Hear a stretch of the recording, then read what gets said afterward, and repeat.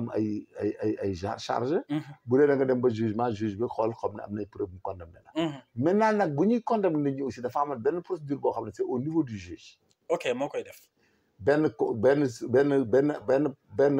ay considération et technique de gestion du jugement et du procès waa ci mën na ñëw nga yow nga violé mu violé mais bu ngeen yegsee ba fa ci devant le juge yow mën na am nga violé mineur moom violé wul mineur mais xam nga le mineur est une circonstance aggravante dëgg la ak le viol commis par toute personne ayant autorité sur la victime tout à fait léegi nag bu boobaa yow da ngaa violé mu violé dëgg la bu ñu mel ni ñaari copines yi ànd kenn ki am 17 ans kenn ki am 19 ans comprendre yéen ñaar ku nekk jël kenn yow mu tombé ci 19 ans yow violé woo mineur dëgg la sa xarit bi moom mineur la violé bu ngeen demee tribunal le juge day dóor kii 5 ans dóor que les 10 ans situation aggravante circonstance aggravante c'est obligatoire et personnel tout à fait léegi nag léegi loolu muy benn problème xam nga léegi débat yi doo comprendre bu ñu leen tëj bu dee juge yow ay nit rek nga gis ñu waaw bu dee juge bu nekk ci technique de procédure pure et dure yow muy viol mineur bi da lay kon nag du leen boole yemale leen léegi waaw mu ne viol sur mineur moom la ñuy prêter yow ñu ne viol sur la personne de tel léegi muy benn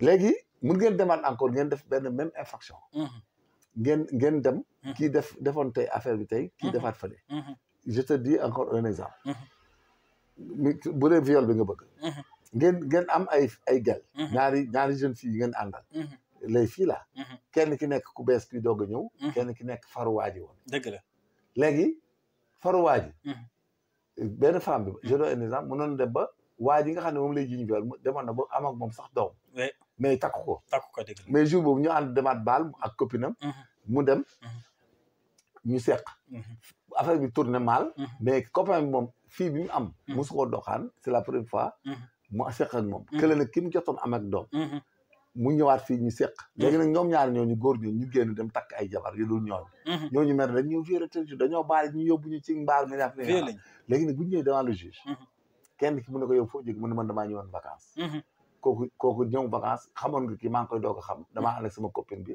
mu mujj ñu ñëw ci lañ jóbbu ci mbaar mi nangam def ma noonu kële ne kii sama gel la woon am naa ak moom doom mais le juge il va lui allouer des circonstances atténuantes par rapport que ñii la relation incriminée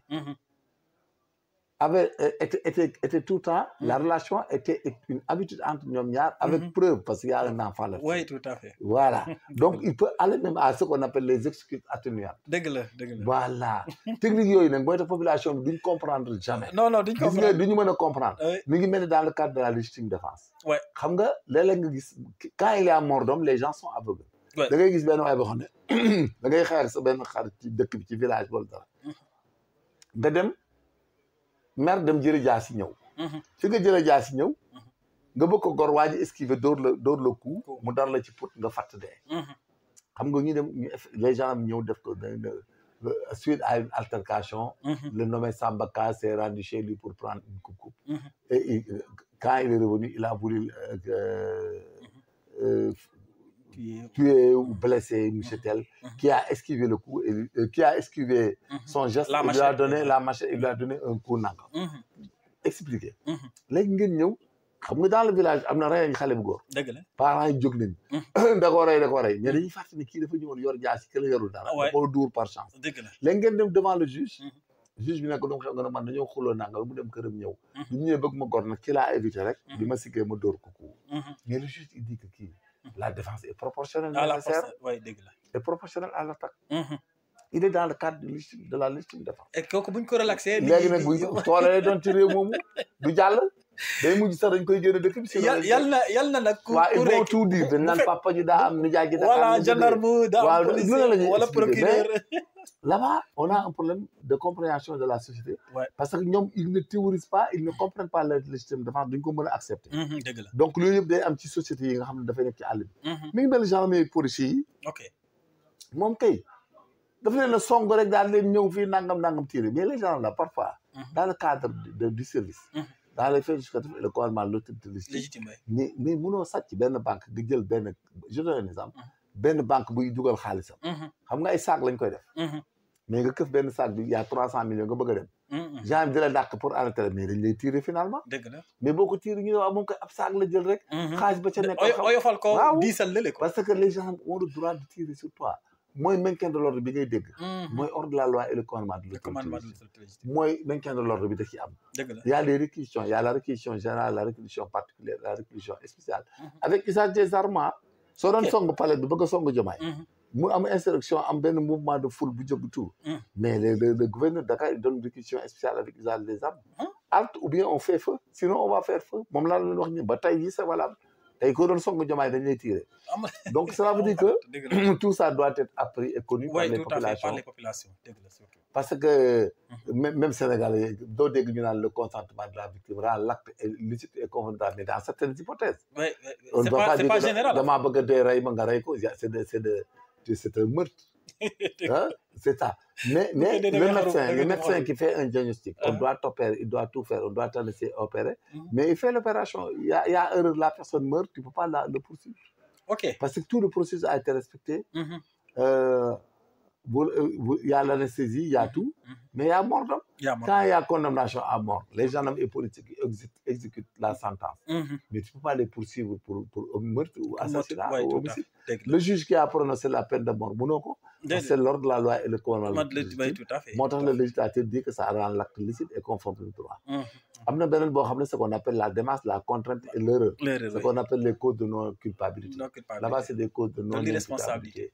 Là-bas, c'est l'acte licite, mais pas conforme de droit. Ok. Voilà, de l'autre côté, quoi. Donc tout ça, c'est des techniques, c'est des connaissances approfondies, qu'il faut comprendre et qu'il faut savoir et qu'il faut communiquer. Il faut communiquer pour que les populations sachent. Sénégal,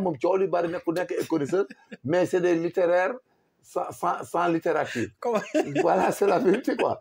Mais quand on suit les choses et on les gère, c'est comme ce que tu viens de dire, c'est l'imitation. Et quand tu imites, le temps et l'espace ne sont pas les mêmes. Oui, tout à fait. Voilà, c'est comme si tu disais que dans l'école, tu veux de la dame. Mais Sénégal, parce que tu n'es pas, il y a la territorialité même de la loi. Oui, de la loi, oui. C'est le contexte qui diffère, l'espace. Donc, mais si tu veux suivre ce qui se disait à l'époque par ceux qui sont au pouvoir, mais tout ce qu'ils ont fait, c'est lui qui le fait aujourd'hui. Mais ça sera une leçon aussi pour eux. Quand il attaque les gens, man defoon naa lu ëpp de. Man waxoon naa lu ëpp de. Man li ma defoon du yoon. wax dara. da nga daan wax dara sax ay nit congolais mara ñëw di la attaquer gracieusement. C'est de l'outrage. C'est pas normal. Mais moralement tey ñoom buñ toogee. dañuy xaw a da ngay rus. da ngay rus parce que en tout cas de cause nous sommes dans un état de droit. Le principe et le fondement est tout le temps respecté. On ne peut pas faire de l'appel à l'insurrection et autres. Bien que ça peut se faire, comme neex nga def ko population ak ethnie bu leen neex ñoo xam. Mais ça ne se dit pas par voie de presse, ça ne se dit pas en public. Et puis, parce que l'état de droit ne le refuse. Ne le permet pas. Voilà, Machallah. Ok, en tout cas, jàppale la jeunesse aussi ci benn point. Souvent da ngay gis koo xam ne day naan xale bu jigéen bi dañuy gën a mën ak moom jigéen bu dugg sama néeg lu ma neex ma def ko. Est-ce que aussi nga invité mais dañuy naan ki nga xam ne daa jóge kër non ça veut rien dire parce que la coutume est une source secondaire de droit. La coutume veut que bala ngay doxaat jigéen da nga koy ngoro bala ngay takk jigéen da nga koy ngoro. waaw mais bu fekkee nag sa coro la nii. waaw moom laa la mooy loolu. c'est le prémisse. Ça entre dans les étapes du mariage. Il ne faut pas brûler l'étape. Parce que le mariage c'est quoi? C'est pour engendrer une progéniture. Oui, tout à fait. Mais le mariage atteste d'une manière licite et conforme à des relations intimes. Oui, tout à fait. En conséquence, si ça, c'était pas la peine de ko doxaan ak marié, dañuy siif ci mbari benn bi comme les malades. Non, c'est pas un argument de justificatif. Donc, la femme, vous avez nga seq ak moom, jigéen daal dama def benn affaire. La femme, elle te fréquente. Da nga koy ngoro, da nga koy doxaan. Elle doit être majeure. Bu nekkee mineur da nga koy ngoro normal ba takk ko. Et là-bas, le mariage est préjudiciable à l'action publique. Quand tu maries même une mineure et autres, mënuñu la topp viol même bu parents yi marié ñu may la ko légalement ba pare suñ doom la da koy nanga noo mënta nekk parce que il faut faire le divorce pour pouvoir poursuivre et que bien que les gens préconisent que une fille mariée peut être violée mais dans le cas d'espèce les parents ne peuvent pas dire qu'on a violé. Il faut que la victime ne daf may forcer mënuma ma bañ mu def ma ko ñu discuter ci loolu sur le plan doctrinaire et jurisprudentiel mais il faut pas que nga ne jigéen dafa ñëw sama néeg dama koy tëddee kooku du wax de. léegi bu dans ce cas là boo ko forcé mën na la traîner en justice pour. Mais viol la le viol même c'est toute forme de pénétration d'ailleurs léegi. de manière même générale gémmiñ ak anal ak bikal ak narine ak nopp yëpp c'est mën le nañ viol. ko considérer viol. comme viol ah bon Donc il faut que les jeunes ah là il faut que les jeunes arrêtent ah non parce que les ñoom hommes dañuy là jàpp il ne faut jigéen bu dugg sama néeg lu ma neex ma def mais une femme il faut être galant et c'est de la galanterie il Ouais. faut pas jouer ce jeu là dëgg la voilà mais ñun ñi nga xam ne ñun depuis de 77 ba tey on bourlingue là dëgg la mais ñun amul dara lu ñu koy jaral parce que Dëgg xam nañ ni jarul dara jaru ko c'est vrai du ñu yàqal dara dëgg la et puis les hommes doivent avoir cet équilibre de pouvoir lâcher une femme jigéen elle t'aime pas ne sois pas orgueilleux si tu lui proposes elle veut pas lâche-la vous êtes mariés elle veut plus divorce-la tout de suite c'est ça la vérité aussi nga bàyyi ko mu dem xam nga c'est une question de psychologie de psychologie oui voilà il y a pas de beauté il y a pas de forme il y a rien j'ai vu que les femmes indigènes là ils sont dans le TikTok ku nekk di wëndalu mais c'est toutes les femmes di wëndalu mais on est dans quel pays allez-y vous former allez-y travailler chercher un mari di challenge créer ouais, c'est du n'importe quoi et puis finalement mais finalement c'est du n'importe quoi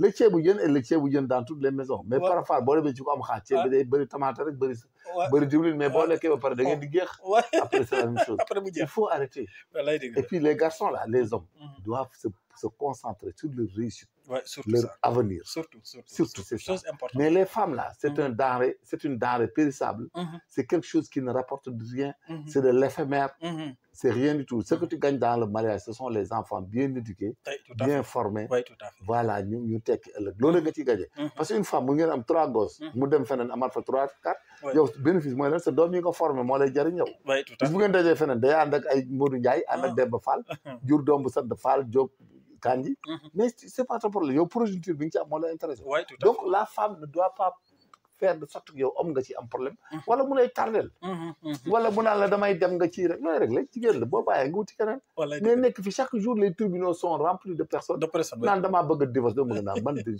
man bu may nalaw sax nga ne may ma baat dina la may naa du ma xool sax amul xalaat non nag perception boobu nga am ji ko am bëriwul non il faut les jeunes parce que góor da nga war topp sa avenir